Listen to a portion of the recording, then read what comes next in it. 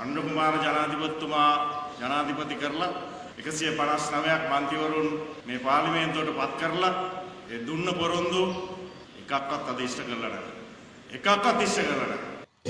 එකක්වත් ඉෂ්ට කරලා නැහැ. නාස්තිය සීරෝ කරලා හොරකම වංචාව බිඳුවට බස්සලා රාජ්‍ය සේවකින්ගේ පඩි වැඩි කරලා ජනාධිපති අගමැතිගේ වියදම් 150කට වඩා අඩු කරලා මැති ඇමතිලගේ වාහන ඇතුළු රජයේ වියදම් අඩු කරලා ඒ විතරක් නෙවෙයි අස්වැසුම වකුගඩු ආධාර වැඩිහිටි දීමනා මහ පොළොව ශිෂ්‍යත්ව වැඩි කරලා පොහොර සහනාධාරය 10000කින් වැඩි කරලා අනාථ දරුවන්ට 10000ක දීමනාවක් දීලා ඇත්තටම මෙයා වෙන රටක කෙනෙක්ද වන්දා? ඒකනේ කාර්ය හොඳට සිංහලත් කතා කරනවා. තව පොඩ්ඩක් අහමු.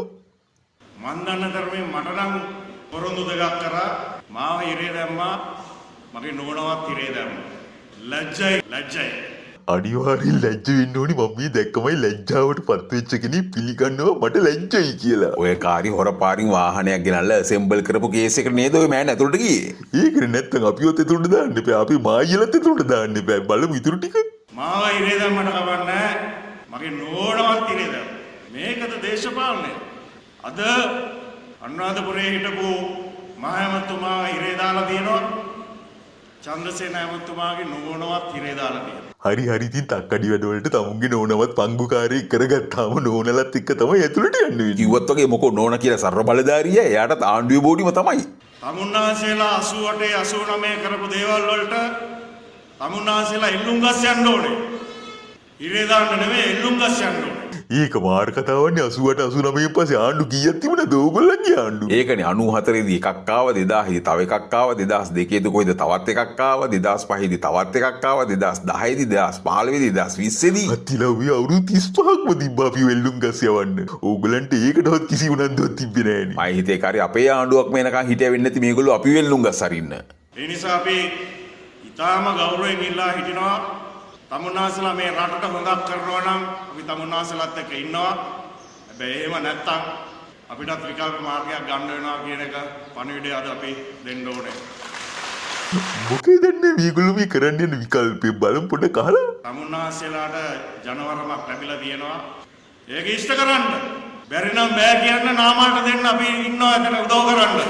බුදු අම්මෝ නාමල් ඉන්නවා. ඔයා සීරියස්ද නැත්තම් කෝචොක් එකටද කිව්වේ? අනික කාර්ය නාමල්ට රට බාරගන්නේ කෙසේ වෙතත් අන්න නීති උපාධිය ලැබුවේ කොහොමද කියලා උත්තර දෙන්න වෙලා. මහින්ද මහත්තයා තාම ඉන්නවා නැද්ද? ඉන්නවා මහින්ද මහත්තයා ඉන්නවා. මෙයාම ඉන්නවා කිව්ව මහින්ද මහත්තයා තාම හුස්ම ගන්නවා කියන එකවත්ද?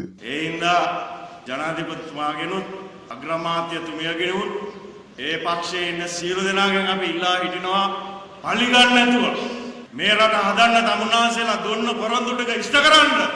බැරි නම් මං ඉස්සෙල්ලා කිව්වාගේ අපිට දෙන්න අපේ කරලා පෙන්නන්න. අපි කරලා තියෙනවා කරලා පෙන්නලා තියෙනවා. මහින්ද මහත්තයා මේ රටට කරලා තියෙන දේ තමුන්නාන්සේලා අපි සියලු දෙනාම මං ආය නැවත මතක් කරන්න දෙයක් නැහැ. අපි සියලු දෙනාම දන්නවා. දන්නවා අපි සියලු දෙනාම දන්නවා රටක් බංකොලොත් කරපු හැටි ඉන්පස්සේ ගිහින් තිරිකුණාවලේ නේවි කැම්ප් එකේ හැංගුණ හැටි ඊළඟ ඡන්දෙදි 2.5 වැඩිච්ච හැටි 2018 ප්‍රාදේශීය සභා පළාත් පාලන මැතිවරණයේදී විශිෂ්ට ජයග්‍රහණයක් කරන්න අපිට පුළුවන් වුණා. ඒ අවුරුදු 3ක් ගිහිල්ලා. හැබැයි මම හිතන්නේ දැන් අපිට ගිහිල්ලා තියෙන්නේ මාස ගාණක් පමණයි. අපි නැවත ප්‍රාදේශීය සභා මැතිවරණයකට පළාත් පාලන මැතිවරණයකට මුහුණ දෙන්න සූදානම්. රටේ ජනතාවගෙන් ඉල්ලා හිටිනවා. මේ රටේ ජනතාවගෙන් අපි ඉල්ලා හිටිනවා. මහනුවර ජනතාවගේ විශේෂයෙන්ම මේ රටට අපි පණිවිඩයක් දෙමු. මේ රටේ ජනතාවට අපි පණිවිඩයක් දෙමු. මොකද මේව කීලා නම් අපේ රට හදන්න වෙන්නේ නැහැ කියන එක අපි සියලු දෙනාටම පැහැදිලි. අපි මේ කියන්නේ 2015 දී හොරා ගෑව කියලා ගෙදර යවලා 2020 දී ඔක්කොම අමතක වෙලා ආපහු බලයට ගෙනල්ලා රටේ ජනතාව කරපු ගොංකම ඔන්න ආයෙම කරන්න මහඟු අවස්ථාවක් ඇවිල්ලා තියෙනවා කියලා. කාරී මේ ඇයට නම් තාම වැටහිලා නැහැ ජනතාව මේගොල්ලන්ගේ දේශපාලනයට තිත තියලා ඉවරයි කියලා. ඉතින් අම්මා මුත්තා කිව්වත් මේ ඇයට ජනතාවගෙන් සමාවක් ලැබෙන්නේ නැහැ. පෙළ ගැහින්න පළාත් පාලනයේදී ඔබේ යුතුකම ඉටු කරන්න. පොහොසත් රටක් උලස් ජීවිතයක්.